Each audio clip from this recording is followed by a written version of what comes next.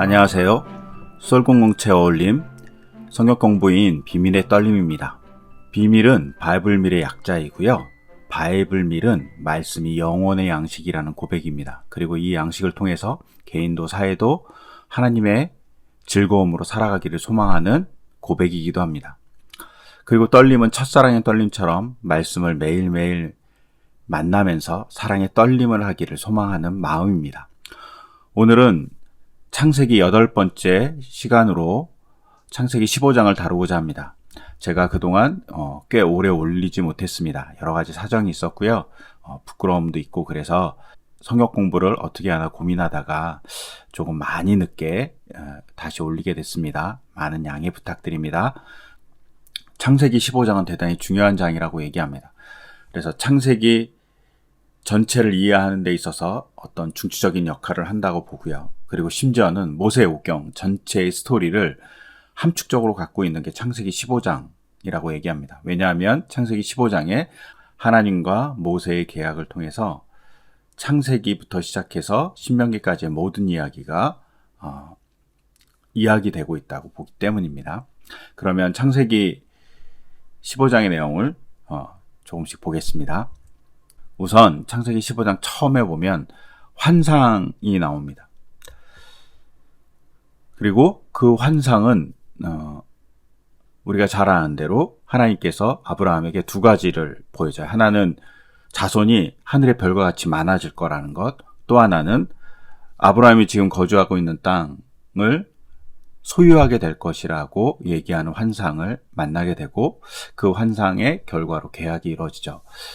여기서 중요한 건 환상으로 만났다는 거예요. 근데 이 환상으로 만났다고 얘기하는 시점이 언제냐면 14장 잘 아시는 대로 아브라함이 전쟁을 통해서 자기 조카 롯을 구해오잖아요. 이때 14장에서 엄청난 전쟁의 승리를 거둡니다. 그리고 왕같은 대우를 받죠. 그리고 나서 얼마나 지났는지 알 수 없지만 아직까지 자손이 없는 아브라함에게 하나님께서 환상으로 나타납니다. 이 환상이라는 히브리어가 마하제라는 단어인데 이 마하제라는 단어는 사실은 오경에서 딱 두 번밖에 사용되지 않아요. 아브라함 그리고 발람이라는 민수기 22장부터 24장까지 나오는 사건에만 나와요. 근데 이 환상이라는 것을 통해서 알 수 있는 건 환상은 누가 보는 거냐면 예언자가 보는 거거든요. 그러니까 14장에서는 왕 같은 아브라함에 대한 얘기를 했다면 15장의 초반부는 예언자 같은 아브라함을 얘기해요. 즉 하나님과 친근한 자로서 위대한 사람으로서 얘기하고 있는 거죠.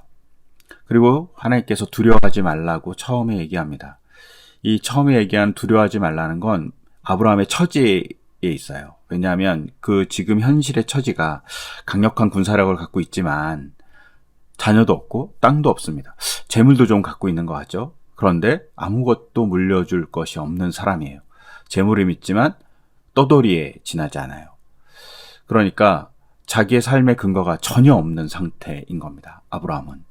이런 아브라함에게 하나님이 두려워하지 말라고 얘기하는 거죠. 아브라함의 심리 상태, 사정도 다 알고 있다 이렇게 얘기하는 거죠. 그리고 나는 너의 방패다 라고 얘기하십니다. 이 방패는 보호자라는 의미가 강할 겁니다. 이 보호자의 역할은 이미 14장에서 잘 드러나요. 14장에서 하나님께서 역사해 주신 놀라운 사건들을 만난 것이죠. 그리고 나는 계속 보호자이다 이렇게 얘기하는 부분이 존재합니다. 그러고 나서 하나님께서 뭐라고 얘기하냐면 너의 보상이 매우 크다. 너의 상급이 매우 크다 이렇게 얘기해요. 이 보상이라는 말은 우리가 일에서 받는 보수나 삭을 의미해요. 그러니까 너가 지금까지 이렇게 믿음의 행진을 한 것에 대한 보수, 대가다라고 얘기하는 부분도 있고 아니면 전리품으로도 볼 수 있어요. 전리품으로 본다면 14장의 얘기죠. 너가 이렇게 전쟁을 통해서 혹은 막강한 힘을 통해서 많은 것을 얻지 않느냐. 내가 너의 방패로서 너의 보상으로서 이렇게 일해준 결과다라고 얘기할 수 있어요. 그래서 지금까지의 하나님의 역사를 잘 봐라. 보호해주고 보상을 주신 하나님의 역사를 잘 보면서 두려워하지 말아라 이렇게 얘기할 수도 있습니다. 근데 여기서 또 하나 우리가 좀 잘 봐야 될 건 크다라는 거예요. 보상은 이제 히브리어로 똑같지만 크다라는 이 말을 우리가 보는 이제 히브리 원전이 마소라 텍스트라는 기본 텍스트가 있는데 거기에는 크다가 하르베로 되어 있어요. 그런데 조금 다르게 사마리아 오경이라는 책이 있습니다. 그러니까 똑같아요. 마소라, 지금 우리가 보는 히브리어 성경과 거의 유사하지만 약간 다른 것이 있는 성경이 있거든요. 그걸 사마리아 오경이라 그래요. 성경에 이제 많은 번역본도 많고, 그 다음에 다른 구전됐던 성경을 기록한 것이기 때문에 약간 다르게 기록한 것도 되게 많거든요.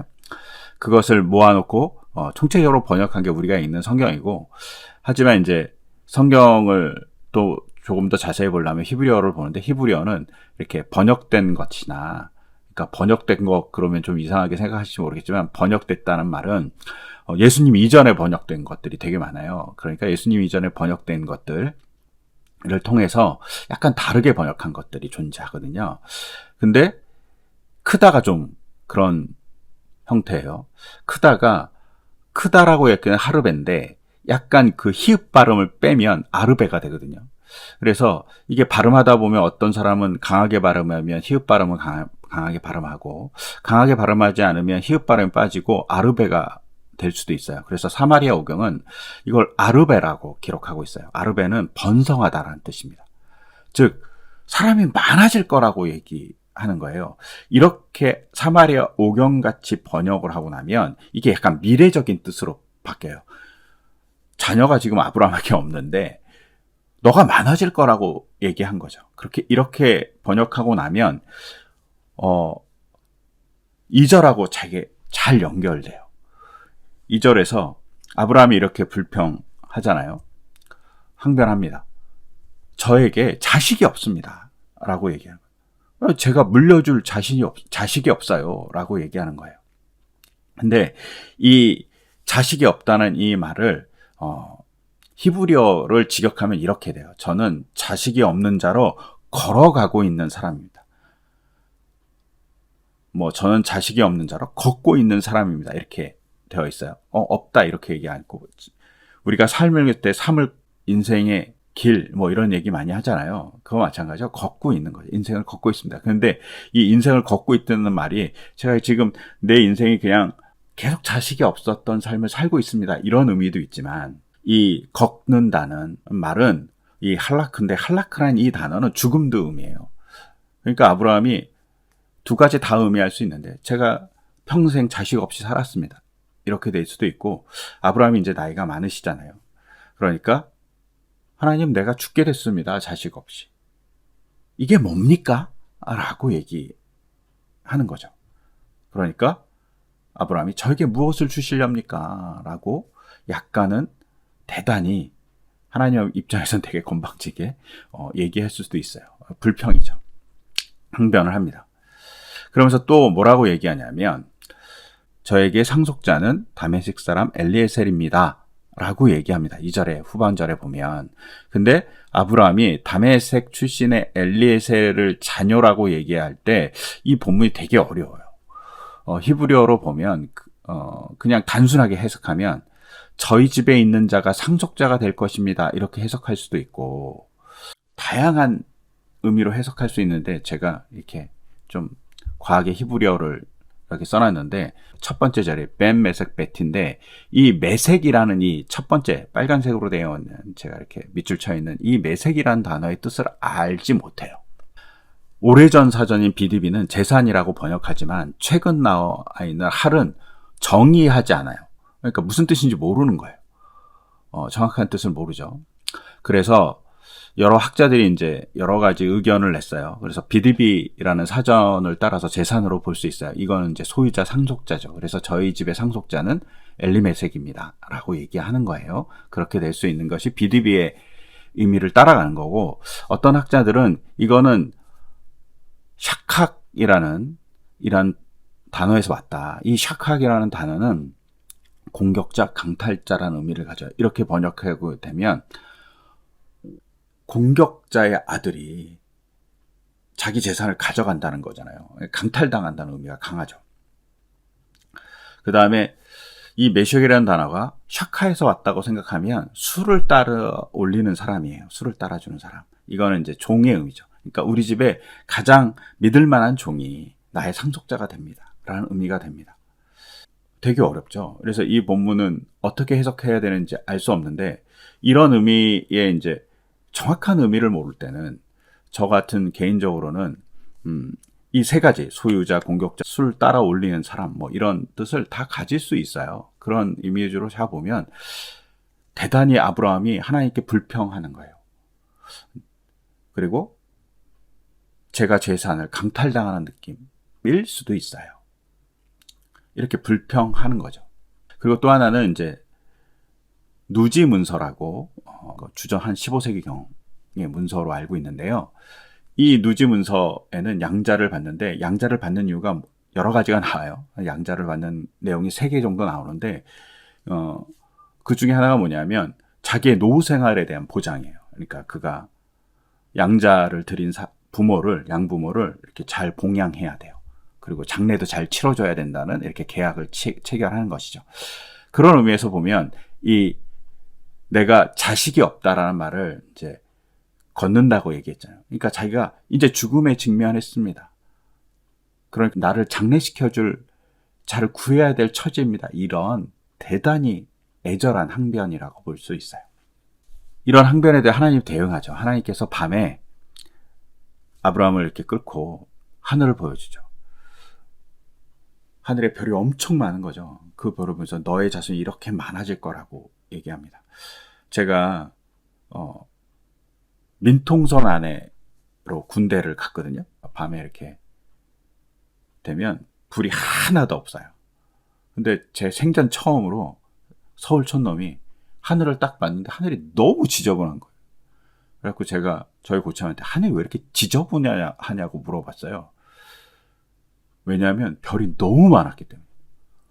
그렇게 많은 별을 서울에서 본 적이 별로 없는 거죠. 그리고 그렇게 깜깜한 곳에서 하늘을 본 적이 별로 없었던 것 같아요. 정말 별이 많더라고요.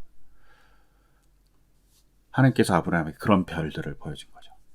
그리고 아브라함이 그 별을 보여주신 하나님을 향해서 믿었다라고 되어 있어요. 그리고 하나님이 그를 의로 여기셨다고. 그런 믿음을 갖고 있는 아브라함을 의로 여겼다라고 되어 있죠. 그리고 이것을 로마서에서는 의로움의 모본으로 보고 이것 때문에 아브라함 믿음의 조상이 되었다라는 얘기가 존재합니다. 그런데 이 본문은 조금 더 자세히 볼 필요가 있어요. 아브라함이 믿으니라는 이 믿다라는 말을 완료로 보면 그냥 아브라함이 주님을 믿었다 그때라고 완료된 상태인 거예요. 그 우리가 일반적으로 하는 거죠. 그 사건을 믿었다 이렇게 되는 거니까. 하나님께서 아브라함에게 별같이 많게 자손을 만들어줄 것을 믿었다라는 그때의 상황을 얘기할 수 있어요. 그런데 이 믿은 이를 와우 연속 완료로 볼 수 있어요. 그래서 제가 히브리어를 또 이렇게 썼는데 이 믿은이라는 말이 브헤민인데 브헤민을 와우 연속 완료라는 걸로 봐야 된다고 게제니우스라는 가장 권위 있는 히브리어 문법서에서 얘기해요. 와우 연속 완료는 그냥 우리나라 말로 얘기하면 그리고라는 접속사 플러스 완료가 붙어요. 그러면 공교롭게도 반대로 해석해야 돼요. 미완료로 해석해야 돼요. 그래서 이 본문을 미완료로 봐야 된다라고 얘기하는 게 게제니우스의 주장이에요. 이 주장을 그대로 받아들이면 어떻게 되냐면 아브라함이 주님을 계속 믿어왔다는 거예요. 옛날에도 믿었고 지금도 믿었고 미래도 계속 믿을 거라는 이미지를 좀 갖고 있어요. 즉 아브라함이 한 번 믿은 게 아니야. 계속 믿어온 거죠. 그러면 의문이 생기잖아요. 하나님께 항변했잖아요. 즉 믿음 속엔 항변이 존재해요. 믿으니까 항변하는 거고 믿으니까 불평할 수 있는 거죠. 하나님 왜 그럴까요? 라고 질문하는 거예요. 이거를 의심이라기보다는 질문하는 거라고 봐야 되겠죠. 이렇게 질문하고 계속 하나님께 묻는 자세, 이게 믿음의 또 하나의 형태라고 볼 수 있어요. 하나님을 외면하지 않는 거예요.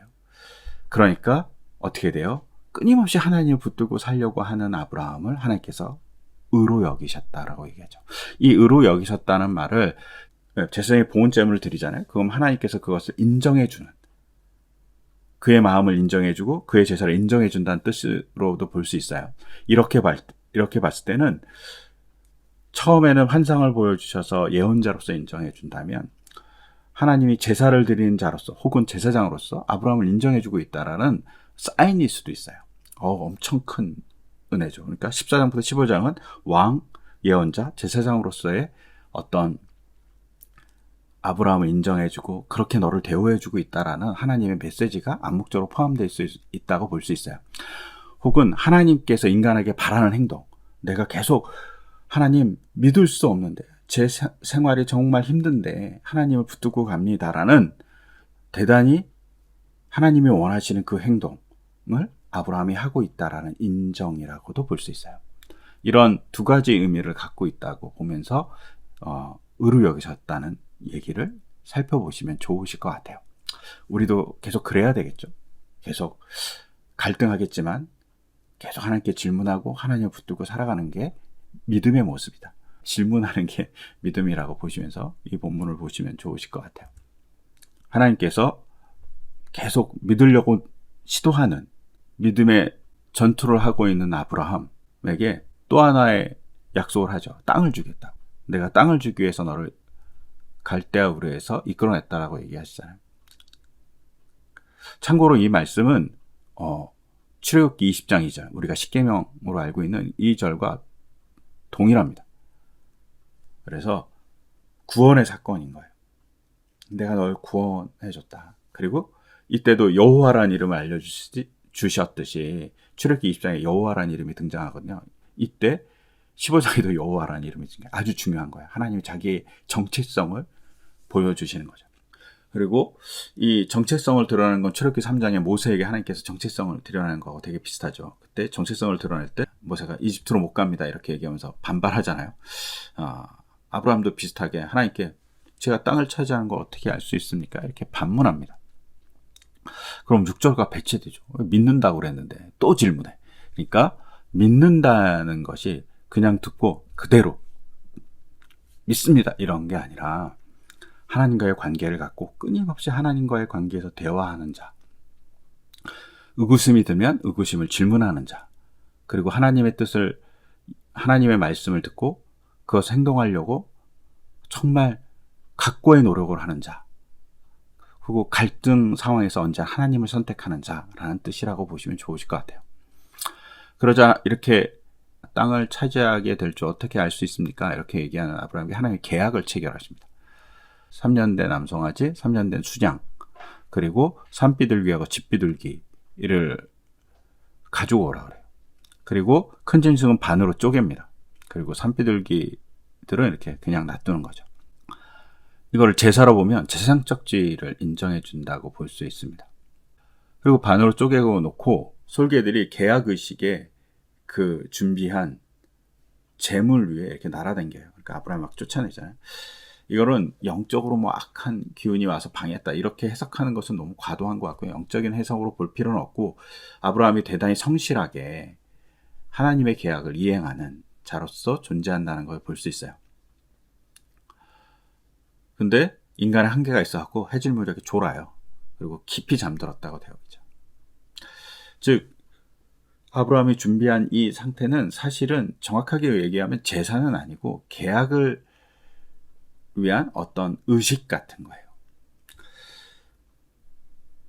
고대사에서 계약을 할 때 동물을 잡고 동물을 반으로 쪼개요.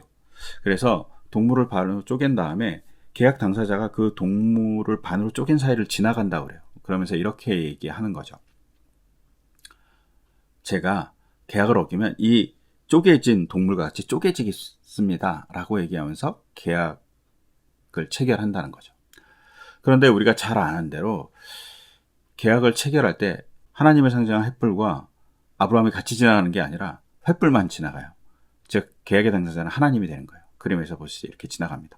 그런데 이 모습이 어디도 또 한 번 등장하냐면 십계명을 주실 때 한 번 등장해요.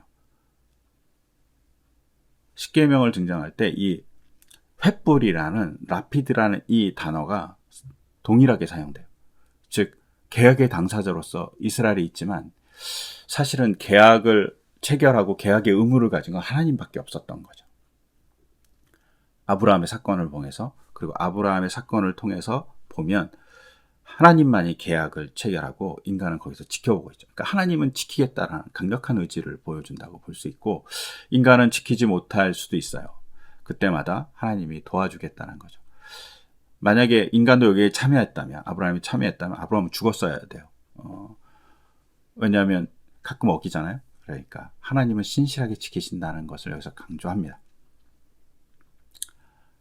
그리고 계약을 체결하다는 히브리어가 카라트 베르트예요. 근데 이 카라트 베르트라는 말이 계약을 쪼개다예요. 직역하면. 그러니까 동물을 쪼갠 사이를 지나가다라는 의미하고 상통하죠. 그러니까 계약을 맺을 때는 우리는 계약을 체결하다 그러지만 히브리 사람들은 계약을 쪼개다라고 얘기하는 거죠. 어떤 계약을 체결했냐면 하나님이 정말 당황스러운 계약을 체결하죠. 계약의 증거로 뭘 보여주냐면 자손이 다른 나라에 가서 나그네가 되고 400년 동안 종이 되어서 살 거라는 거예요. 그리고 400년 동안 종이 될 때 괴롭혔던 나라는 벌을 받고 많은 재물을 가지고 다시 거기서 나오게 될 것이고, 그 나오게 된 곳이 이제 종착지가 가나안 땅이겠죠. 근데 이 세대가 4대라고 얘기합니다. 그리고 4대째 돌아올 때 왜 400년의 기간이 있었냐? 아모리의 제가 관영할 때까지 기다렸다고 얘기해요. 이걸 딱 들었을 때 아브라함의 시점에서는 되게 당황스럽지 않을까? 아니, 계약을 체결했는데 자기에게 주는 게 아니라 계약의 내용도 당황스러워요. 미래적인 일이잖아요. 즉 자신은 가질 수 없다라는 거죠. 자신은 지금 땅도 없고, 땅이 없는 걸 확실하게 알 수 있는 건 자기 부인 사라가 죽었을 때 무덤이 없었거든요. 땅이 없는 사람인 거죠. 이렇게 얘기를 하고 있을 때 아브라함은 그것을 믿음으로 받아들여요. 이게 믿음인 거죠. 이걸 믿어요. 갈등하지만 이 상태를 믿는 거죠. 주실 것에 대해서. 아니, 하나님의 간섭을 믿고 하나님의 인도하심을 믿는 거죠. 그런데 이게 우리가 생각하는 운명은 아니에요. 예정은 아니에요. 이건 절대 주권이라고 생각하셔야 돼요. 우리가 가끔 이 본문을 보면서 착각하는 것은 하나님이 인간의 예정, 아브라함에 대한 예정이 있고 누구는 선택하고 누구는 버렸다 이런 게 아니라, 이 본문은 하나님이 이렇게 절대적인 주권을 행사한다라는 것으로 봐야지, 너무 예정으로 보면 이집트 사람이 너무 불쌍하잖아요. 아모리 사람도 너무 불쌍하고 그렇게 보기 어려워요. 예. 그렇게 보지 말아야 된다고 이제 많은 분들이 얘기하고 있어요. 그리고 이렇게 얘기해서 횃불을 지나가시고 하나님이 성실히 하나님만 계약을 지키겠다고 얘기해 주시죠. 그리고 그 다음에 더불어서 땅의 경계, 아브라함의 자손들이 받아야 할 땅의 경계를 얘기해요. 그게 이집트 강에서 유브라데 강까지예요. 근데 여기서 강을 언급하고 있어요. 어디서부터 어디까지를 강을 언급하죠. 이게 왜 중요하냐면 창세기 2장에 보면 에덴 동산의 경계를 나타낼 때 강이 나오거든요. 즉 강이 나온다는 것은 아브라함이 받을 그곳이 에덴이라는 의미도 있어요. 에덴이 뭐예요? 기쁨이 넘치는 동산이고 하나님과 같이 더불어서 살아가는 동산이에요. 에덴이 천국이다, 낙원이다, 이런 이미지도 있지만 가장 중요한 건 하나님과 더불어서 살아가는 공간이에요. 그런 공간을 아브라함이 받을 거라는 거죠. 그리고 그 공간의 실질적인 실현은 다윗과 솔로몬 시대에 이루어져요. 먼 미래에 대한 얘기인 거죠. 하지만 하나님이 그 길을 계속 이끌어왔다는 사실을 알 수 있죠. 여기서 아브라함과 아브라함의 자손을 끊임없이 인도해 주시고 간섭해 주시는 하나님이 계시다는 증거를 우리가 보게 되죠. 아니면 성경을 기록했던 사람들이 보게 되죠. 즉 과거에 대한 기록에 대한 기억을 가지고 회고하고 쓴 거죠. 그리고 그 기억이 신앙의 미래를 만들어준 거예요. 창세기를 기억한 사람들에게 있어서. 즉 우리도 마찬가지예요. 우리에게 주신 과거에 대한 기억을 잘 과거의 역사에 있었던 하나님에 대한 경험들, 그리고 성경에 나와 있는 과거의 기록들을 통해서 우리의 삶을 잘 볼 수 있고, 우리의 삶이 하나님의 사람으로서의 미래를 창조하는 일이 될 거예요. 그 기억을 잘 갖는 것 중요합니다. 그래서 기억이 미래를 만듭니다. 그것을 생각하시면서 15장을 잘 보시면 좋으실 것 같고, 그래서 15장이 모세오경의 중심적인 축이 된다는 사실을 기억하면서 모세오경을 잘 읽으셨으면 좋겠습니다. 축이 된다는 걸 생각하시면서 창세기 15장을 잘 보셨으면 좋겠습니다. 예, 감사합니다.